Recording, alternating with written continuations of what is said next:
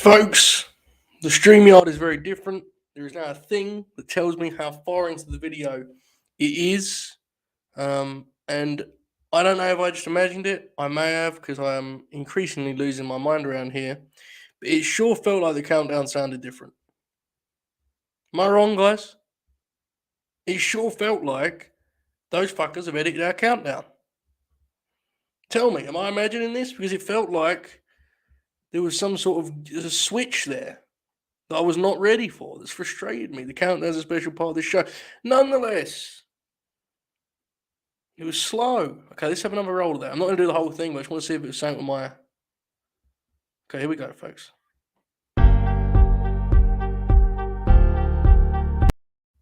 They fucked with it.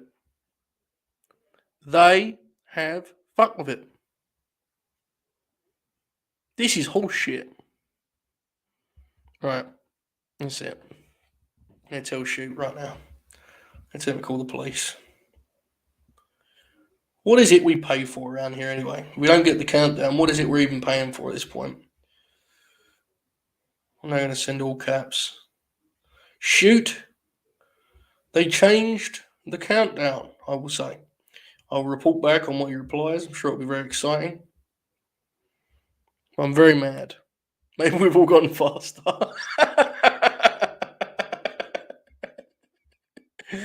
Okay, that's good shit. I've seen people on the internet saying Dynamite card is bad, bro. Look, I'm biased because my guy's on it, but it's probably the best lineup they've had in a while, and they've been on a hot streak. So, I'm not. You guys know, like, we do the Adam Cole bit a lot, but like, I'm excited for him and Christian because Christian is, getting TV matches.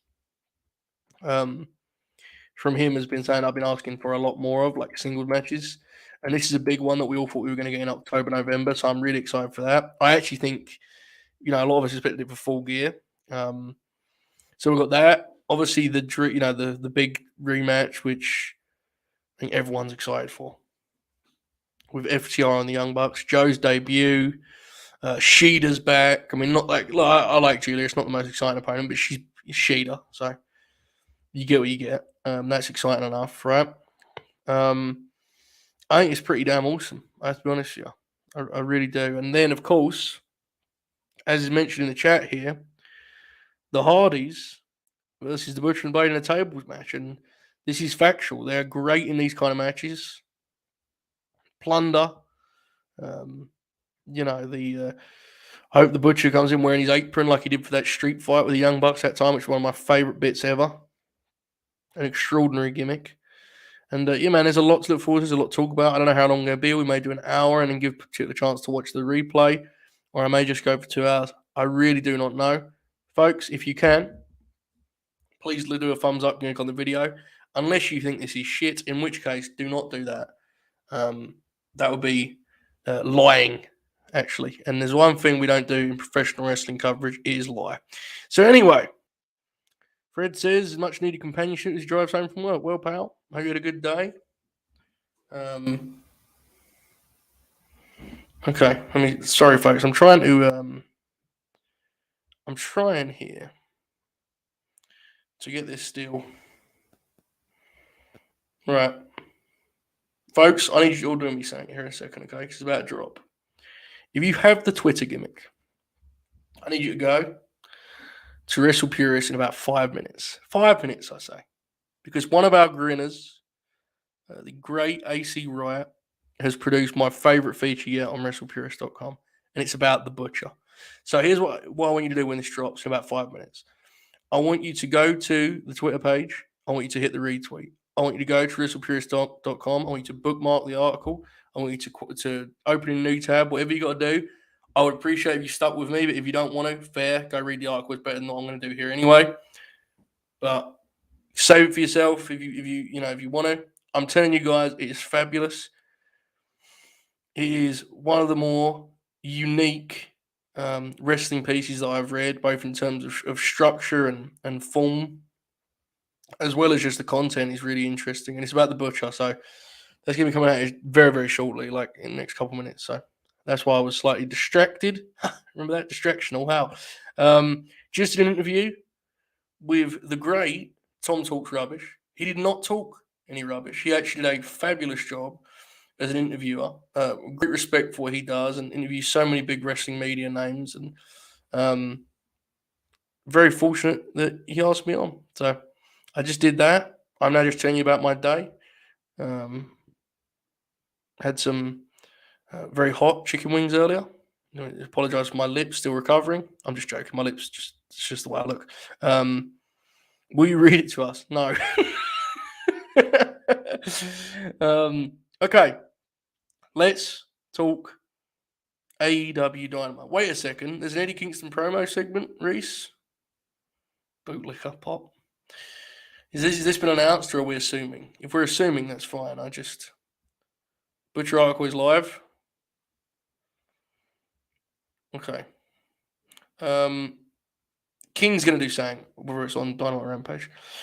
What do you cut to the second women's match tonight? So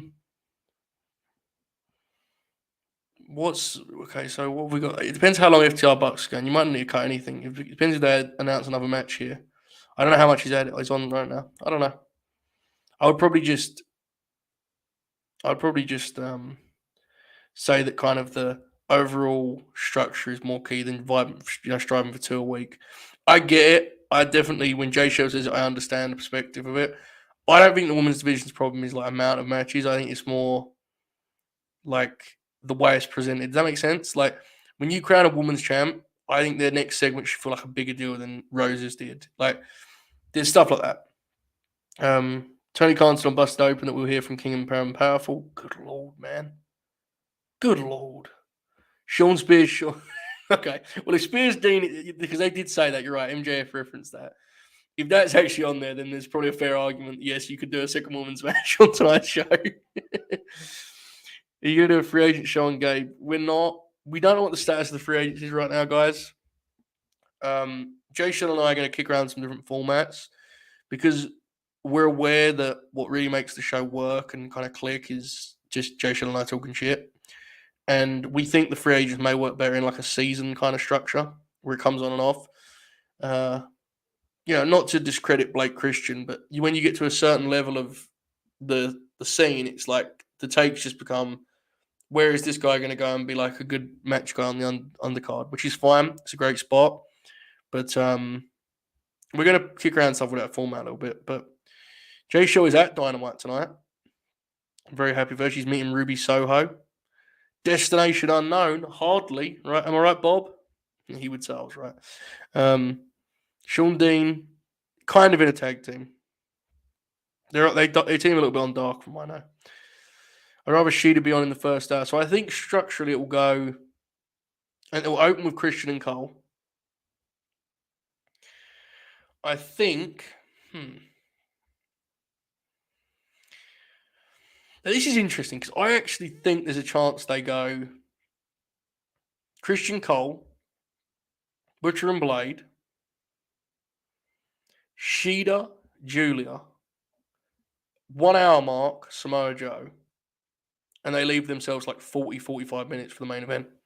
There's a chance they do that. I'm not locked in on it. I think there is a chance they do that.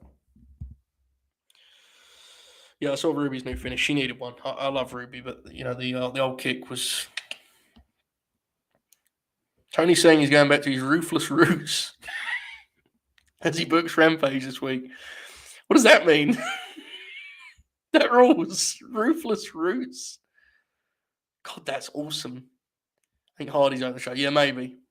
And then you'd probably switch. You'd probably put Cole at the hour mark in that formula. Because you need. Yeah, that's interesting. I know they love starting with Cole's theme. That's the only reason I was thinking that. But Hardy's opening is probably a good call. I just think that there's a good chance they're going to the ring for the main event with 40 minutes left of the show. So it'll be interesting to kind of see how it unfolds. Predict Max Caster's rep on Samoa Joe. I mean, it's going to be something about him being fired and probably injuries. So, you get what you get, I suppose. Good luck. I want to see if the Bucks have it in them to come close to the Supercard match. It's hard, right? Like, we don't. Here's the thing with this. You and I can sit and analyze the work itself forever and a lifetime. We can talk about the mechanics of every match. But so much of true quality comes down to like intangibles and circumstance. And you can't recreate what they had on Friday because it was like lightning in a bottle, you know? This weird show where no matches had any build, but this match had like this incredible Twitter build that the people were into. A match that shifted 1,500 tickets on its own. It's just special. I think they're going to have a great match, but you're just not going to get the same electricity, even though there's 3,000 more people there. You know, like, and that's not a criticism. That's just how that's just how it works. It's why the great match theory, as Oracle calls it, does foul. But you know they're going to kill it. I mean, it's the Bucks and FTR, man, no doubt. What we got here? I like that the Cole Cage match has at least a little doubt who might win. Maybe I think I assume that the Adam Cole Bay will win because I think he's getting another title shot. But I get you. Christian's protected enough that I get it. I'm rather disappointed that active feuds and angles will be in the Owen, with seemingly both Shida and Dee being in it. A moral charity event isn't the place for feuds. Maybe it depends how big. I get you, but 8 people in a bracket, like you're probably going to need some sort of conflict in there. My prediction, by the way, I'm locking this in now. Official prediction for the Owen is Samoa Joe puts over Darby Allin in the final of the tournament. That's my prediction. I'm locking it in, folks. Make a note. Click this. Use it soon. So on and so forth. Because that's where I'm at right now. Okay, let me quickly do something. Okay, folks. This article, as someone in the chat said, is out. Our pal AC writes article. Again, I want to stress he's a grinner. Okay. One of our own, Bubbers. I would really appreciate if you guys showed this some love because I think it's a very honest article. I think it took a lot of, I would say, courage to actually sit down and write an article like that. And I was greatly impressed. It's my favorite so far on the site. Even if you're not interested, I would like, we appreciate if you show him some love because he's one of us lunatics. So, there you go. It's out. It's on the Twitter. Okay. Will the Hardys win the AEW tag team titles at some point or not? I think no. I almost think it'd be a waste. And I don't even mean that spitefully. I just think there's teams that need the belts. They're not one of them. Like Proud and Powerful kind of need them to me at this point. Joseph, where do you stand on the first FTR Bucks match? I loved it, but it did sit in divide opinion, and the build-up was bad. The build-up was objectively weak. I think the match was great. I had a great time with it. I really enjoyed it. It was the match that kind of hooked my brother on AEW, which is a pop in itself. It shows you how good it was because he had no interest in the Bucks before that. Fun fact, my brother actually thought, because he would hear me talk about the Bucks and New Japan, he thought they were 2 Japanese guys, which is always hilarious to me. Hope he listens to this and knows that I buried him on the air. But he loved that match because it was so compelling. But if your critique of it is that it's too self-indulgent and too tribute heavy and kind of too dorky, then I can't tell you're wrong. It just didn't affect me. There are very fair criticisms you can throw at the match. It just didn't bother me. I loved it. So that's my read on it. Okay, what else we got here? Yeah, this is also true. This is also true. The commercials are a hindrance for sure. Predict the Owen brackets. I would say you're going to get Andrade in there, Darby, Sam Joe, Sammy Guevara. I think Cole might be in it. He actually might win it because he's going to be coming off 2 title losses. On the women's side of things, Ruby's got to be in there, pretty central. Obviously, the names we already have. I'm trying to think who else I'd like to see featured in the Owen. This is once where I would have really looked at Ty, but I just, it's difficult. Anna Jay will be interesting to see if she gets out the first round or whatever, but I just hope the matches are good. Like, I think we're all confident on the men's side. With the women, it's just with the lack of engagement from the audience, it makes it a lot harder for them, I find. So I just really hope they kill it, man. I just, it's been a struggle recently in every which way. So hopefully they kill it. Maybe a hot take. But if FTR and the Bucks tonight is a top tier tag match, and FTR is an amazing case of best tag team, that's not a hot take, man. I mean, there are people that will immediately, instinctually be like, "Whoa, hot take." Well, they're the same people that have like the Dudleys at the top of their list. What the fuck they know, right? Like FTR are a love letter to teams that were great, but quite frankly, match catalog wise, are probably falling behind FTR at this point because they've been prolific. Like there's even great matches in their main roster run, like the ladder match with New Day's great match. So I think it's a hot takeaway. FTR are a remarkable team. They're timeless. Dax Harwood is one of the best wrestlers in the world right now. Cash Wheeler's damn good too. They're on fire, man. They're electric right now, so it's not a hot take all. Okay. Yes, this sounds like exactly the kind of finish I was thinking. And people get really mad because it happens too much now, but I'll pop.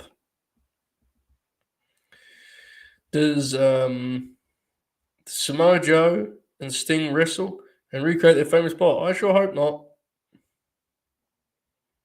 The power. Here he is, folks. Show some love to the Arkle. I know I'm talking about it a lot, but very impressed. I thought the best friends are going to be tag champs eventually last year, but now I'm not so sure, which sucks, but makes sense. Yeah, I think they're just, and this is not like, this sounds like a not right. I love Trent. I think Chuck's really good. And obviously, like Orange is a star, and Utah, which is he's not going to be in that for much longer. But to me, they're an act that's better just kind of existing without the belts. I think when you put the belts on them, it actually pulls them down a bit. I actually think that's been the case with Luchasaurus in some regard. You know, so that's my read on it. But I get you; they are always going to be over, so I understand it. I think the Hardys could win the title and then have Private Party beat them when Hardys going to retire. That's fair.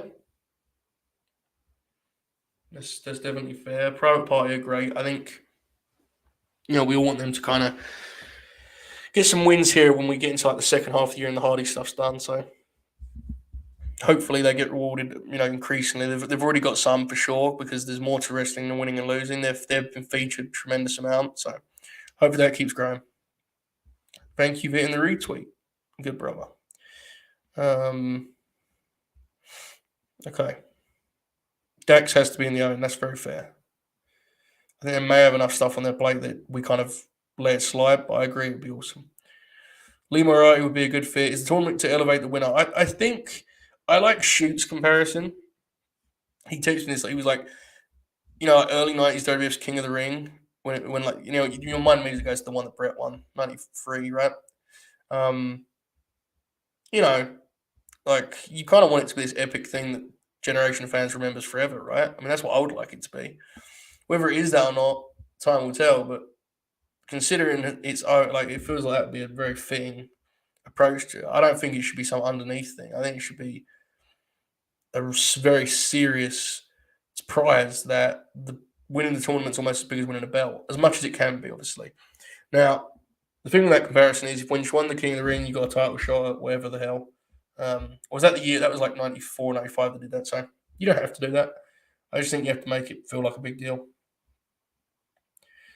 I like AEW to negotiate an ad-free main event in the next TV deal, but I guess it's not exactly critical for viewership, not worth the cost. Yeah, that's one of those deals where it's like, I'm thankful for the Fight TV deal, and I know you have it too, but like, there's certain guys that maximize those minutes, and it's really appreciated because other guys do not do much in those 3 minutes. With guys that make the most of it, it makes you forget there's ad breaks, which is really cool. I think there's a chance we see Bret Hart tonight. Yes, fandom. I wouldn't, predict it because there's been no reporting of it beyond us just popping ourselves in the kind of wrestling bubble. So, yeah, I would say there's a chance. Rod Strong talk. He's wrestling on NXT UK tomorrow. So, he's at the top of the industry already. My top 5 tag teams are FTR, Bucks, Briscoes, New Day, Usos. I mean, yeah, I kind of co-sign that. If I was trying to be objective, my order would probably be, and this is not, I'd say, Bucks. I would probably go. I'd probably go Bucks, FTR, Briscoes, Usos, New Day. I think the Bucks have the most heavy match catalog. The problem with that is like if you don't like their style, you're probably going to dismiss a lot of their match catalog. When that's fine. A lot of people don't like their style. I personally am not. I'm not locked in enough to that kind of thing that I dismiss their kind of match. I have a lot of fun with their kind of match. They've had some of my favorite matches in AEW. So, yeah, I think the Bucks are probably the consensus number one, to be honest. But I will say there's a vibe that can be created with a Briscoes or FTR that isn't there with the Bucks. And that isn't even a criticism. That's just that's like the equivalent of saying there's a vibe that the Brainbusters versus, the Steiner brothers can create that the Rock and Roll Express just can't. That's just wrestling, right? It's very, very simple. Okay, what else we got here? Yes, we're working on this, folks. Working to get the $1 million prepared for Gabe. Okay. Joe, you ready for the eventual Minoru Suzuki Samoa Joe ROH TV title match? I do think. I definitely think that's something that they'll actually book. I think that's a match they'll probably use to draw a house for Ring of Honor. I don't know if the TV title will actually live, to be totally honest. I mean, I understand that it's on the graphic, but I mean, what does that mean, right? But I think we're going to get that match at some point, and that's going to be a fucking spectacle, man. We have a super Grin. Sorry, Riley, I was a little late to this. I apologise. He says, early predictions for the Owen Hart tournament. Brackets, Joe and Keith, Darby Andrade, Swerve Ricky, Garcia Moriarty. Oh my God, what a lineup. Tony Jamie, Ruby Anna, Sheeta Deeb, Conti Mercedes. Finals I see being Joe and Swerve and Tony Sheeta. Have a great night. Grinners, we appreciate the super Grin Riley. That's an incredible bracket you put together there. You can send one too. Streamlabs.com/LaneMcGrim. Folks, a reminder, we're not reviewing the show tonight. We're reviewing it tomorrow night. Jay Show's there, so I wanted to give her a chance on the show. And also, we're just still trying to, we're kind of a slow schedule this week, so one show a day. And, we'll be reviewing it tomorrow. So, there you go. All right. What else we got here? Trios titles would be great for the best friends. Agreed. Okay. Yeah, this is factual. It's really interesting part of Brett's book too. That whole section of being unsure where he stood after losing to Yoko, then lost to Hogan, and then so on and so forth. Didn't get put over by Hogan. That whole deal.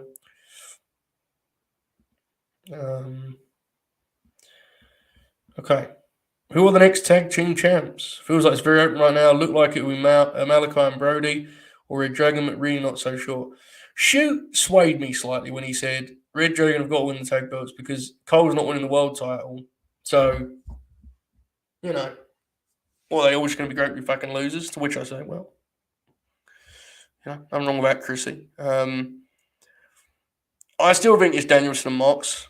My guess is they're going to win those pretty soon, actually. I think there's a reason they're doing I know they didn't last week, but they did those 2 straight or 3 straight tag wins. And they generally do that for a reason. I think they're going to sharpen the rankings at some point and win the belts, especially because Danielson took a shot at the Dinosaur being tag champ. So that's my guess. I would say that Malachi and Brody feel increasingly distant from it. Red Dragon are probably the actual favourites. That's my read on it. Trios belt should be Santana Ortiz and Kingston. That's what I want. That would be fucking awesome. That would be awesome. Owen should be like the Full Gear Eliminator Tournament, upper card winners that can immediately transition to an important feud. I definitely like it too. I really like it as if you're a long-term booker, you can benefit from your planning. So you probably know where those belts are going. So you can look at top guys that you're not going to be able to serve in terms of winning belts. That's why I said Darby, because I don't think he's winning the world title or anything. Not like in the next year, 2 years. I think he'll win it eventually, but not in the next 2 years. So you can kind of give them something like the Owen, or an Andrade or a Miro. Miro's an interesting one, right? So I think he's doing stuff right now, though, so maybe not. How fast do we get Punk Joe? I would say the summer. Listen, they've not booked this show yet for England, which has been really surprising because I kind of thought they would they're going to rush over because they were trying to get here in like summer 2020. But I had this thought of like, man, that would make a lot of sense, wouldn't it? Craven Cottage, 20,000 people. God bless. Beer Money was a great team for sure. Lucha Bros on their night, when they're really switched on and plugged in, are electric. I do think there is an argument they are more compelling as singles wrestlers, though. To be totally honest, they're a little hit or miss as a team. This is fair. Classic teams. It's just I don't. When I do the ranking stuff, I try not to talk on what I've heard and rather what I've seen. And I'm certainly not listing like the WWF classic teams. Rock and Roll and Midnights, I've only seen like the back half of their, classics. Like I haven't seen hardly any of the Condry ones, so I can't, in good faith, list them. On is probably the greatest tag team wrestler ever, but he had so many different partners, and Oli, by the time he was with him, was older. Tully and him were a team for a long time, but not like a really extended run. It's just hard. The Steiner brothers are the most like if I was picking on a big board, I would take the Steiner brothers first, probably all time. But they had a weird match caliber because a lot of time they just beat the fuck out of guys. So it's hard. I'm definitely missing teams. I'm just trying to speak from my experience best I can. Lucha Bros, I would say in the top 10 for sure. It's just Motor City Machine Guns are a good call. Kings of Wrestling. I really like the Kings of Wrestling. I just struggled a little bit with some. When they were like Ring of Honor tag team champs and Cornette was agent in their matches, I don't know, man. It's tough for me. Okay. How can the RHTV title survive without TV? Fair. To be clear, I said Streamlabs, but I think StreamYard is actually playing for the countdown, guys, so blame them. Okay. The Suzuki man was absolutely locked in this weekend, wasn't doing his usual brothering around. Bless that man. So, honestly, I think there's a lesson in that. I think there's a story there to be told. I think I saw a handful of his performances this past weekend. I even went out and seeked out the cross match. Someone told me it was funny, which was pretty funny. Fair. And this is complete guesswork. I don't know. I hope it's not true, but I really got the sense that like he's savoring the moments a little bit and he's making the most of them. And you can read it there however you want, but like I think we've all seen him wrestle outside of Japan before, where he was pretty clearly just like kind of there. He was live, man. He just looked really happy, and I'm, I think you probably get what I'm inferring. I don't think it's happening in the next 6 months, but I thought about it. I was like, maybe he's aware he ain't gonna be doing too many more of these tours, right? It's interesting. One of the greats. What an incredibly compelling performer. Maybe the most charismatic guy I've ever seen live. Truly. God bless Crosby. Crosby's certainly the greatest, man. He sent me like a breakdown of some stuff I could have done better in my article. He was like, "Listen, man, you always send stuff to me. This is what I do for a living." I was like, "Bro, you always send you wrestling features on CBS, man." He's like, "Yeah, it's fine. I'll make time for it." He's the best guy. Well, he's a piece of shit, but he's just a lovely, lovely guy. Yeah, this would rule. Lucha rules with, especially those House of Black matches, a good call. I love those guys, the trio, by the way. They're really electric. And I know I'm biased, but Buddy does legitimately add like a different element altogether.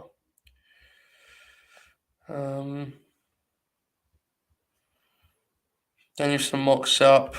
Jungle Boy Christian. Yeah, it feels like when they lose the belts, that's where they'll go. You're right. Brian did take shots at Sammy. It just feels like it's a natural fit, right? Jungle Boy and Luchasaurus, like, kind of feels like an easy direction for their title program.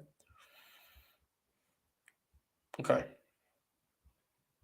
I'm looking elsewhere here. Yeah, Go-Go's going to do Sank in England. Sorry to hear that. He's fine. Some more tag team takes. I'm trying to catch up. Yeah, this was wild. Like the way he treated Cross was nuts, man. That shit, things changed dramatically for that dude in the last year, huh? Different time. A year ago, he reclaimed the belt against Finn or whatever. That was when they did that match, and it's wild. That's a good idea, actually. Demon Grin. That's a good idea. I should. Anyone that critiques my work, I'll just say, hey, Jack Crosby cleared it. CBS. Jack Crosby of CBS fame, I'll always refer to him as. So here's the thing, folks. I've caught up with the chat now. I'm sorry, I feel very, very far behind. I'm glad to see the numbers my guys putting up here.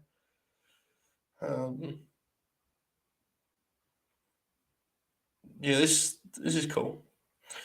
So tonight's a big one for me, and you guys know this. A little known wrestler that has been on the national stage now for about 17 years. He's making his AEW debut tonight. He is often referred to as the Samoan Submission Machine. He is Samoa Joe. About 9 days ago, we did a program called the Grin Grappler, in which we covered Joe's career. And at the end, I said, "You never know, right? You never know." I did not expect at that time that 9 days later he'll be wrestling Max Caster on AEW Dynamite. But here we are. I think it is very, very, very clear that Joe has intentions to wrestle regularly and be a full-time and then some pro wrestler again. I have a lot of concerns. I have a lot of excitement. I have hope. I have fear. I have anxiety. I have optimism. All of the above. Tonight we're going to get about a 6-minute match. We're going to get a really strong shine where what match has been announced? Max, but Max. Sorry, I thought you said Mox. I was like, what's Mox doing? Max, but yeah, I think I agree with you, Demon Grim. Max is better than people give him credit for, myself included. I will say, and I actually appreciate this, like he definitely reins his style in to play that character. Genuinely, all bits aside, like, that's definitely a real thing. So I don't think you're going to get like a particular showcase tonight. I think you're going to get a really strong shine in which it almost looks like Joe's going to beat him immediately. I think Bones is going to get on the apron and do some stuff. They'll cut Joe off, get about 90 seconds, 2 minutes of heat, come back, finish. I think it'll be a 6-minute match. That's my guess. I think it'll be a more offense-heavy version of Punk last week. By the way, someone do the stat nugget on who the last wrestler was to wrestle both CM Punk and Samoa Joe in the same year. I'd like to know that. Someone do that. Not me. Someone do that. Yeah, for sure. I agree with your general point of like, I think in this promotion, there's actually something to be said for Max, like being more expansive with his offense, because I think that's something that they need to do. But I think we'll Joe do the walkway split. That's interesting. Maybe. I'm intrigued if he does the dive. That would be really. Someone asked me on Twitter, and I am intrigued if he does the dive. Fred says, just grinning and winning. He just sent the super grin. He says, just grinning and winning. Pumped for tonight's Dynamite. Hit somebody for a beverage or something, Joe. Awesome feature on the FTR Briscoe match. I appreciate it, Fred. Very proud of that one. Came together in the early hours of the morning. My phone notes. I just wrote some more, and we were at 3,000. I cut it down, and it ended up at 2,300. An instant classic. Immediately one of my favorite matches ever. So it was easy to write about. But I appreciate you. You guys can see that at WrestlePurists.com. And you can send a grin, just like Fred did at streamlabs.com/latenightgrin. By the way, this month you guys have been incredible on that front. Like, we've been way above projections. Like, you guys really came out for Mania week. So big thank you for that, because I think we tried our best. We tried our best on that front. I think we did okay. So big love to you guys. Probably was a Bones match. Yeah, I think there is a chance Bones, these matches have been booked in because Bones is injured. Because I think there's like an effort made with these guys when their tag partners down. Don't do the WWE thing. Utilize them. I remember last year. Same time last year almost. I remember when Bones went down then, Max went into the ladder match, Revolution, right? So, it's a case of they love the act, the acclaim, so you want to keep them on TV when one goes down, one gets injured. It's a good way to not make people forget. And the other thing too, I saw some people on Twitter being like, Max loses all the time on TV. Listen, I'm someone that makes that complaint regularly about like acts only winning on dark. The acclaimed is not the act to like sweat that. Like the bit basically of Max Caster is that he's just like a shit talker who gets beat up and then continues to talk shit. You can't shut him up. That's the point, right? Like that's where the heat is almost. Him being like a badass is pointless. Doesn't help anyone. Yeah, I don't know. What would you say are your personal top 5 favorite matches ever? Great question. Really hard question. Tanahashi Okada, Wrestle Kingdom 10. I'm going to name ones that I watched in real time because if I go to the classics, I'll get lost. For those of you wondering, though, Rude Steamboat, Beach Blast 92, Funk Flair, Clash of Champions, and or Great American Bash, quite frankly. War Games 92. There's a couple of classics. Ones I watched in real time. Wrestle Kingdom 10. Usos, New Day, Hell in a Cell.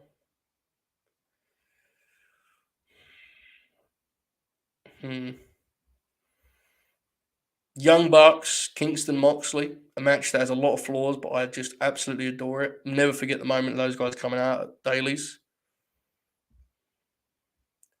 CM Punk, Eddie Kingston. And I'm forgetting obvious ones. Fuck.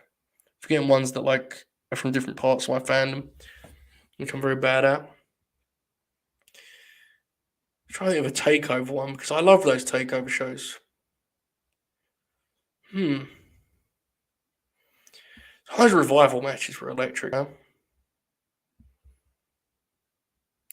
You know what one? You know what I love from Takeover? Let's mix it up a little bit. It's a different flavor.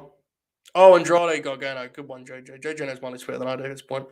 That one's there, but I will say some love to Ember and Asuka too, which is just incredibly well executed wrestling match. God, it's great.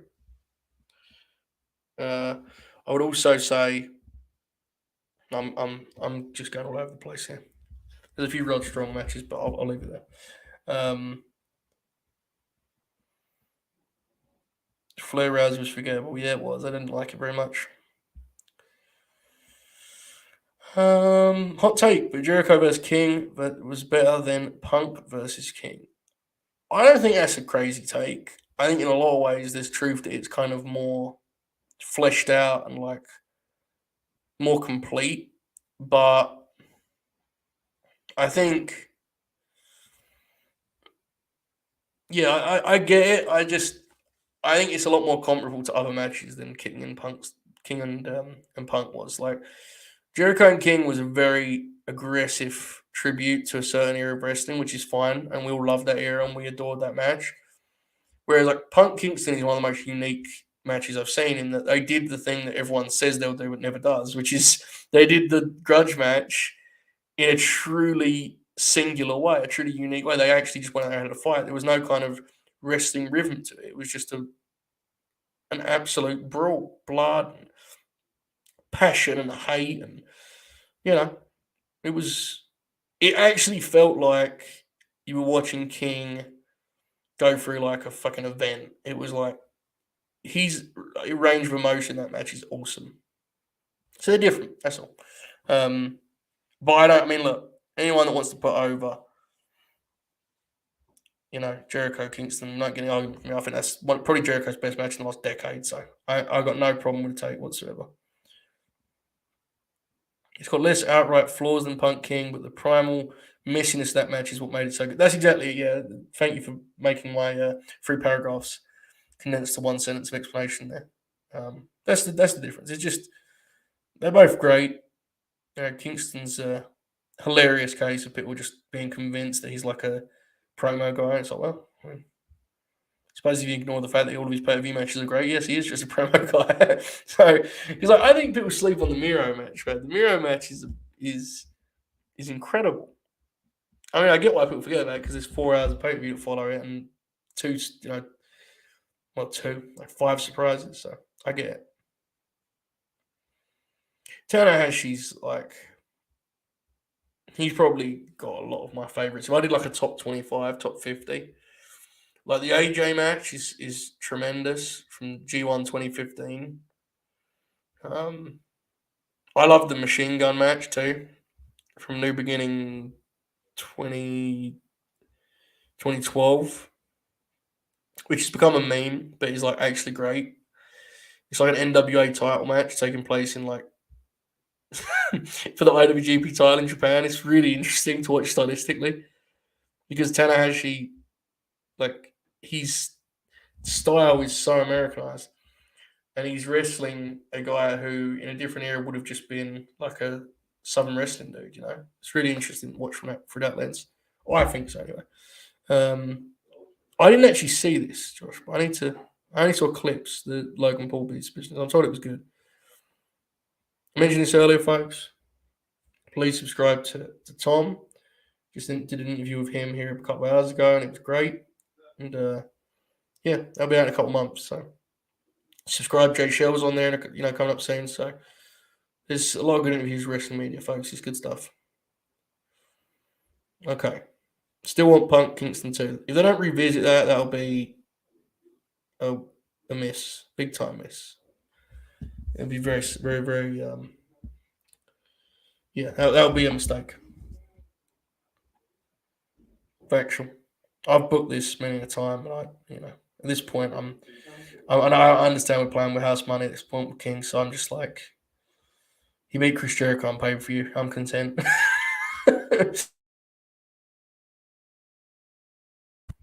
Oh, well, back there you go. Bucks Omega Hangman is definitely one of them. Incredible match. I'm really intrigued. Let's do this now because I'm intrigued. If we assume that Punk versus Hangman is next and is taking place at Double or Nothing, in the chat now, give me your prediction for that match. Punk or Hangman? If it's happening at Double or Nothing in about 7 weeks, I would like just drop the name in the chat. I want to get a gauge on where everyone's at. Because this topic fascinates me. And I'm boring people with it, but it's just really interesting.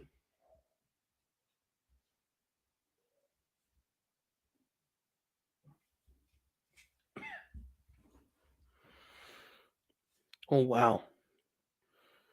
Oh, man. It looks... Dude, this is going to be electric. The chat is totally torn. And, like, some of these comments have, like, confidence to them, too, which is even funnier. Because I get it. Wow. Look, man. This is going to be incredible. Guys, seriously. Do you know how nuts this is going to be when these two dudes wrestle in front of a packed arena on pay-per-view? The chat is torn on who's going to win. And like, this community is pretty in deep on the AEW front. So you guys are torn. I'm torn. Imagine the atmosphere when people rock up to Las Vegas, T-Mobile Arena, and, there's that big fight feel, that energy, that electricity. And people that are Hangman fans suddenly find themselves saying, you know what? I want to see that guy that I saw as a kid. I want to see him win the big one again. And CM Punk fans start saying, you know what? I don't think I'm ready to see Hangman lose this belt yet. This is where it's all about, man. It really is. JJ says it was 13-11 in Punk's favour. So there you go. That's how close it is.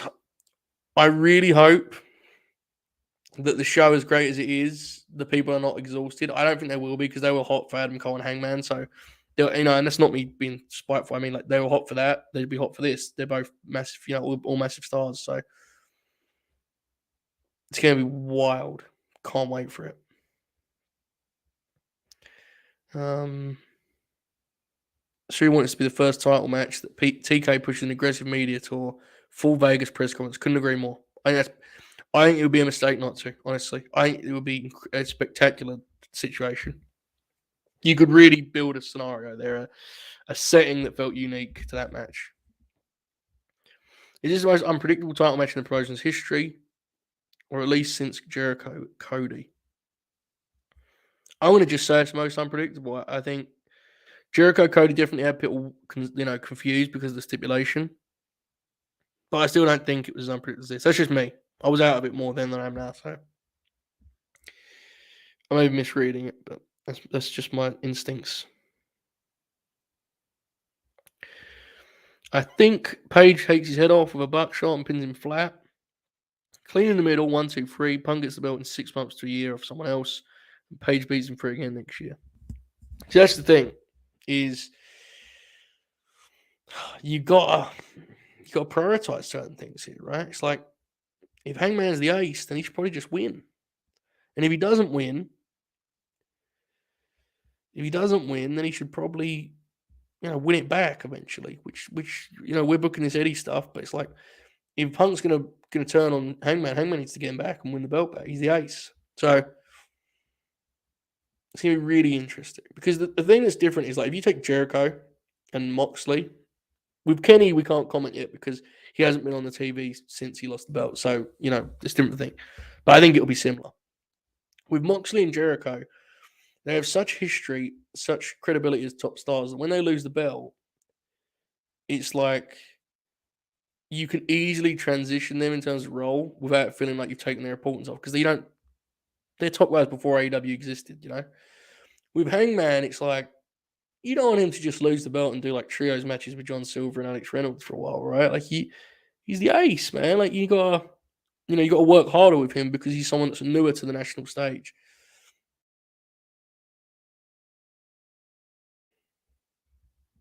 I don't know. It's really, really, really interesting. Can't wait to find out. Can't wait to watch the match. Okay, let me scroll here a little bit. Only way you have Punk go over is via heel turn. Opens up interesting dynamics with King and MJF.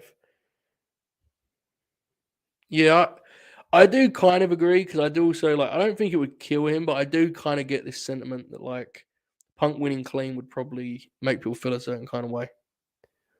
I do definitely get that. Use Punk to make Page the undisputed ace to get your next big heel over. Question is, what if you say fuck the next 10 years? Punk is our next big heel because we're gonna get this 2 years out of him, But I get you, like MJF, whoever, Cole, like I get it, but I don't know.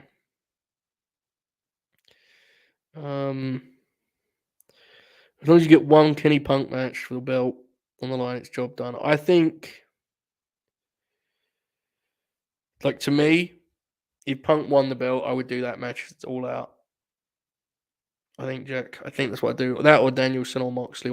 You'd have to go one of the big blockbuster names for sure.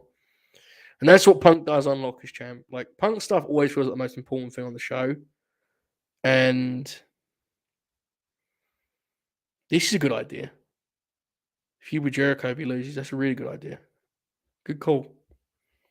And he has the faction element too. So yeah, good call. I have a hard time believing if TK wants Hangman to beat Kenny, Bryan, Archer, and Cole, they wouldn't just go all the way with Hangman beating everyone. I don't disagree, but like, I do think they kind of have to consider it. I think I'm not even saying they should do it. I'm just saying Punk is so compelling and so good. Like building a TV show around him as champ wouldn't be a bad idea. I don't know if I'd do it, but it wouldn't be a bad idea. That's just me. I think TK would consider doing a swerve and have MJF help Punk win after gaining a newfound respect for each other. I'd be very hesitant on that. If you tell it the right way, maybe, but it would probably not be my kind of direction personally. He could do it, but AC Punk says, feel bad for not boosting the numbers during Mania weekend, but I can't do WWE anymore. That's fair, pal. I appreciate the super green. It's not for everyone. Our friend the confirmed shoot wasn't on the WWE stuff, and Oracle said it once. And it's definitely the sentiment we're trying to bring here. We're trying our best to cover wrestling, and on the international side of things, that's a struggle because none of us are locked into that, and I don't. Um, I'm You're not going to see people on weekly shows on this platform unless like we can actually cut them in and make it worth their time because it's not fair. Like the platform has no exposure relative, so it's going to be difficult sometimes. But like with WWE, enough of us watch it, and Bob's a big fan, and Oracle, while he has these frustrations of it, still kind of has an eye on it that we cover it. If you have no interest in it, you don't need to watch it. It's fine, man. We appreciate the super grin, and just watch the stuff that interests you. But that's all good with me. I mean, I reviewed the Crockett Cup, so all bets are off at this point. Okay. Curious how you slot in Miro when he comes back. It's going to be really interesting, right? He's a guy that you need. A lot of these guys you can just kind of use as like good match guys underneath. Miro, you can't do that. You need to push Miro. He's fucking Miro, you know? Like, I know that wasn't the most analytical thing I've ever said or insightful, but it's the truth. He's Miro. You can't just have Miro out there as a guy. You have to push him. So he's an interesting one for sure. He's challenging in that sense, but it's a good challenge to have. I really think Page should have the belt for most of the next 2 years, Okada style, having win matches everyone thinks he's going to lose, etc. Leave no doubt the top guys. Here's the thing. Agreed? In theory. On the Grin, I said many, many months ago, he should be champ until it feels like it's time for him not to be. Too often, with long-term plan, you can actually get caught in the other direction where you've locked in, this is the day he's losing it. What I will say is you do have to be fluid on it because look, I'm not saying they're going to turn on him, right? But you do have to be careful with that stuff because there is a chance, not a big one, but a chance that in Vegas, in front of a big crowd, that crowd just decides they want CM Punk to win. And I don't know if the right response to that is doubling down and having Hangman as the champ for another 18 months. I don't know. It might be. I agree with this in theory. I like the sentiment of just doubling, he's the ace. But you do have to be careful with it, I think. He's also recently had lots of time off and not resting as much. It's not like he's ready for a break or anything. So hard to cycle him out of the title picture. Not even a tag option either, really. Yeah, about Hangman. Yeah, absolutely. I like the Jericho idea. That's a really good idea. I honestly think we get Hangman and Jericho all out in some capacity. Title on that seems like the move. Fair. Puncture of the short reign of all the blockbuster matchups in quick succession. Squeeze all the juice out of it while you have him as the top babyface too, in my opinion. He's magic at the moment. He's incredible, man. He really is. I can't argue with that. Does anyone know if the champs will be in there? I would guess not, but we don't know for sure. I don't think we'll get any time soon, but I'd love to see Hangman against all of the House of Black in singles matches. Bud Matt, bro. Bud Matt. Oh my god. Bud Matt. Factual. I do the Impact pay-per-views when like I'm doing like Rebellion or whatever. It's wrestling, right? It's whatever. I mean, as is false. Don't get me wrong, but it's wrestling. Okay. There was so much stuff over the weekend. It was possible to have an incredible weekend wrestling about Mania, or even just do a Mania mixtape afterwards like I did. It was very fun in that format. I mean, there was a lot of good on Mania. I mean, if you don't want to watch it, I get it. But if you did the mixtape deal, I'm sure you had a lot of fun with it because there was a lot of good. But yes, there's a lot of other wrestling too. For sure. Yep. The big contract with Miro's tells you that he's certainly, got plans. He's locked in. Miro should win the TNT title bout. I don't disagree. I mean, he was great as TNT champ. If you haven't got a role for him as world champ, there's definitely an argument for it, for sure. And that's what this roster, look, it's going to run into those problems naturally. It is what it is. You have that many top guys, at some point it's going to be like, well, shit, what do I do with this guy? It's a good problem to have. It's like having, a plethora of all-stars. Who's going to have the ball most? It's challenging, difficult, but it's a better problem than trying to make something of nothing. Miro is the guy that beats Hangman when it's time. Maybe so. The frequency of Hangman matches, tags included, feels like they know he's holding it for a while. Good point. I don't disagree with that. I gotta get into this. The Stardom thing. I've got. I wanted to watch the show that Kyrie came back on, the weekend shows, and it just fell on the worst week because I did the Grin, which ended when that show was starting, and I was like, "Ugh, not happening." And then the next week was Mania week, so when I wanted to catch up on it, it's like I've got enough wrestling to watch this week. I've got to do better on that front for sure. Okay. Any chance Tony shows that tape from Friday to the Warner executives in an attempt to get the Briscoes and AEW? Really want a freeway of them, FTR and the Bucks. Man, I don't know. It's difficult, right? I don't know. I definitely think that we have enough evidence, and if you know anything about his fandom, like I think it's obvious Tony's going to fight pretty hard for those guys, and hopefully they can stick around in Ring of Honor at least, because I think there's pretty good evidence that Jay has kind of redeemed himself, but the reality is, and this is just the way it works, folks, and you can't argue with it. What he said was absolutely awful, and your words have consequences. He wasn't a kid when he said he was a grown man. That's how it goes. It's a shame as a wrestling fan, but I can't sit here and get real mad about it. That's just the way it works. Of course, we can point at double standards, but that ain't, don't make it right by any means. Manifesting that Miro in action graphic, and he should face Biff in a bonkers 5-minute sprint. Dude, Biff's a killer, man. That dude's a monster. They need to do something with him. He's fucking awesome. Hangman Jay White feud after his title run. That's good. I like that. There's a real chance Punk and Page could end up with an arc. It means they main event the final 3 pages of 22. Now, that would be a really interesting move as head booker for Tony, because that's completely different to anything he's ever done before. That would be interesting. I don't think it will happen, but I agree there is a way you could do that. I wouldn't do it on this roster, but it is interesting. I'm weary of year-long title reigns. They're really good in AEW and New Japan. They have weekly TV, and you need to have interest into the status. Yes, that's the challenge, right? I mean, I really do think it's worth exploring because Hangman's so special, but you would have to be very, very aware of what you're doing and very switched on, I think. Hangman Malachi would be a fantastic world title for you for TV. I agree. The Bucks win tonight via some kind of Adam Cole interference. Don Callis interference set up big FTR face win on pay-per-view. I would lean FTR, but now that you've said it, it does make some sense, like set up them needing help. I'm going to take FTR because the Ring of Honor bit just is like kind of weird, I think, to change those. But I don't know. Maybe I'm misreading it. I do agree with the idea that, like, building to them winning would kind of rule. What if MJF rebuilds the Pinnacle, where he keeps Spears, brings Miro in, and has Workhorseman as his new tag team? Torn on it. I like it, but I think Miro's got to ride alone, man. That's what makes him so interesting, Not sure about that. We have a super grin. Croaky Boy says, and I quote, "Hey Joe, got a topic for Friday's Grin. A draft roster 2 of you ROH to AEW. You can use anyone currently in AEW or who appeared at Ring of Honor last week. That is a great topic.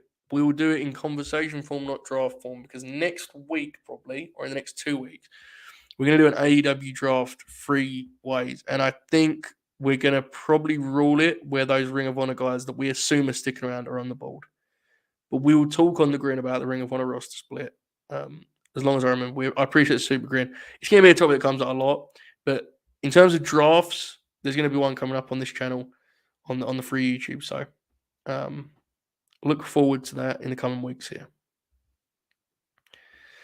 Okay.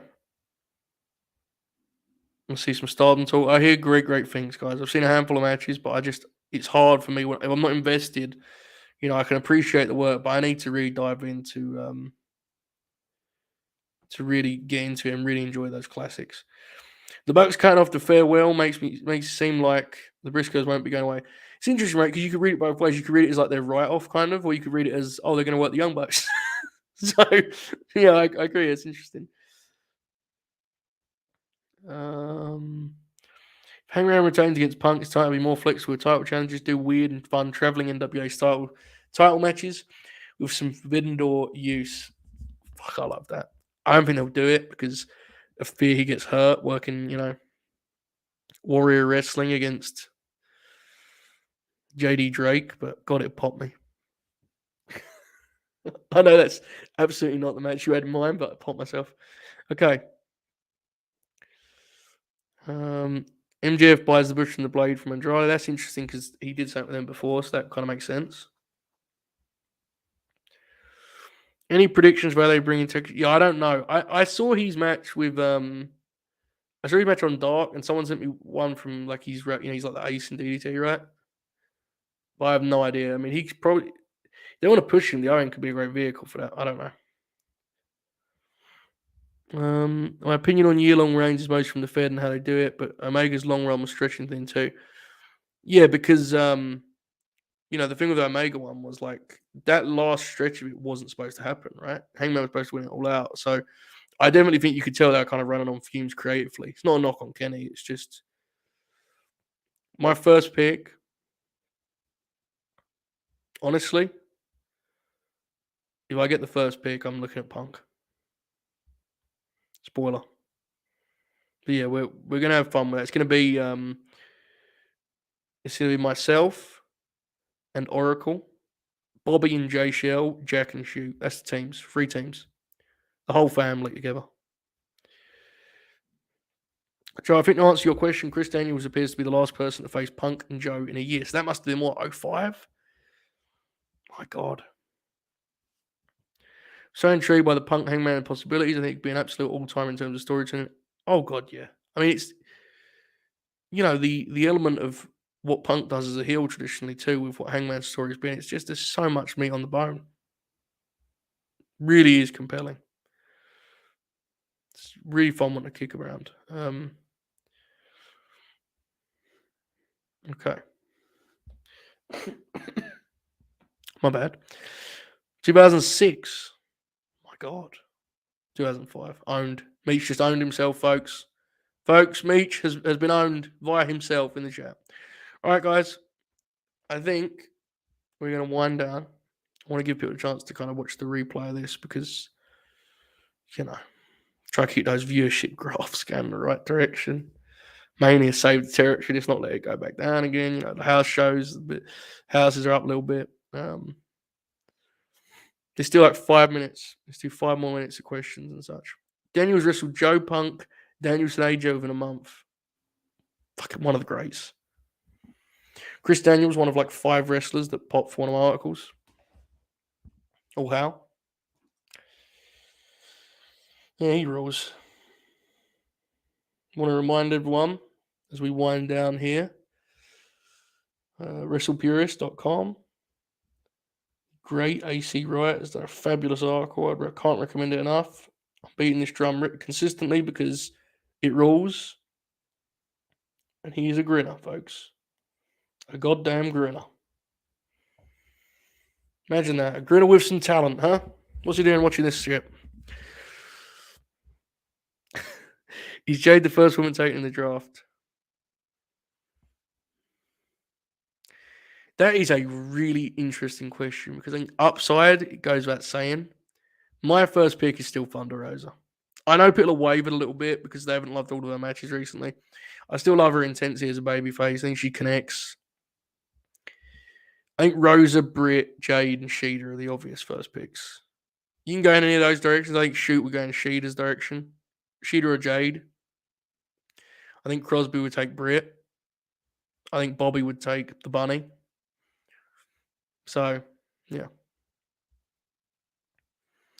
I'd love to see Hangman start get more and more exhausted as he defends his title in long matches, bro. That's like my favorite arc. This shit pops me huge. What's your early Double or Nothing card you have in mind? Okay,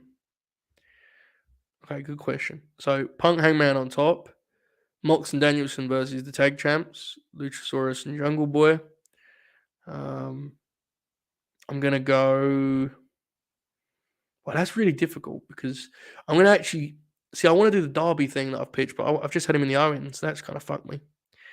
Well, I forget. I can't do the Owen because I don't know who's in it. So I'll go. I think they might do the Hardys versus Sting and Darby in like a weird, surreal dream match situation. I think Rose is probably going to work. Probably Deeb around the hillside. Deeb would be my guess. Really interesting. I don't know. It's hard to go elsewhere because the Owen kind of the thing with this time right now is there's a lot of feuds that are ongoing. It's like how many of them are actually going to make it to Double or Nothing? I don't know. They wouldn't surprise me if they were announced tonight. It's interesting for sure. Like is Darby's business when Andrade done? Will they blow that off in the Owen as a quarterfinal match? I don't know. It's hard. I think Box Bryan might win the titles in the next few weeks and face FTR. See, I thought that. I actually thought they were going to win them at Battle of the Belts. But I think FTR, I think Red Dragon's going to get that shot coming up here this month on TV. So that makes me think they're going to win them at the pay-per-views. FTR Young Bucks rubber match would make a lot of sense for Double or Nothing. As would the Young Bucks Red Dragon match.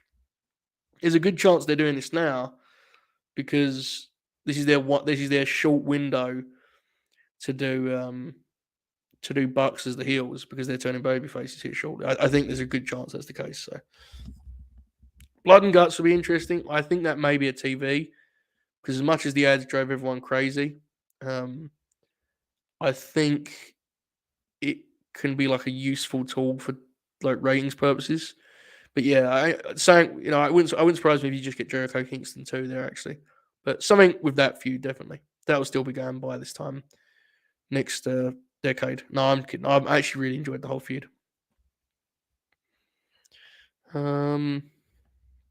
Okay. I'm looking. Jungle Boy Christian, I think will be in the summer, but we're definitely getting it and it's going to rule. Can't wait to have Jungle Boy back wrestling regularly as singles. And I ain't even me doing the Luchasaurus bit. There was just a stretch where he was doing it pretty regularly and it ruled, man. I'm a big fan. Big fan.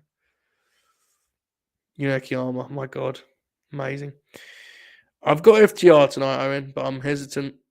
Whoever it was in the chat earlier popped me with their let me question myself a little bit with that idea that maybe they get a help from a certain legend because they need it. That's definitely an interesting theory. I think the Bucks cheat to win tonight and send out the FTR when it Double or Nothing. Yeah. It's just I don't know. You have to be careful with that. If you execute it correctly, it's fine. But you don't want people rolling their eyes. You want it to have actual heat. So hopefully they pull it off right. SP3 is here. We'll conclude with his comment. He says, hopefully it's a nice one. He says, the living legend of grins, one of the hardest working men in the biz, Joe Holbert. Love to see you doing your thing. Appreciate you, bro. Thanks for having me on the show on Saturday. Friday. Usually it's Saturday. It was Friday. We predicted a lot of shows. I don't think I got many things right, but it was a pleasure. Thanks for having me on. Everyone go show love to True Hill Heat. I said to SP3, there's a lot of people, doing wrestling content, but it feels like we're both in this very odd space on our own, our kind of teams. So we're going to try and do some collaboration with True Hill Heat and the Late Night Grin because we kind of feel like kindred spirits, Okay. Folks, AEW Stadium show, when and where? I wouldn't be surprised if they did something in Chicago, but I'll just say when they do the London show because that's my favourite running bit, Craven Cottage. August, July. They better announce it quick, huh? Sting Milk, I don't know if we need that, but I love the optimism. Maybe. All right, guys. Who'll be the next major wrestler at debut in AEW?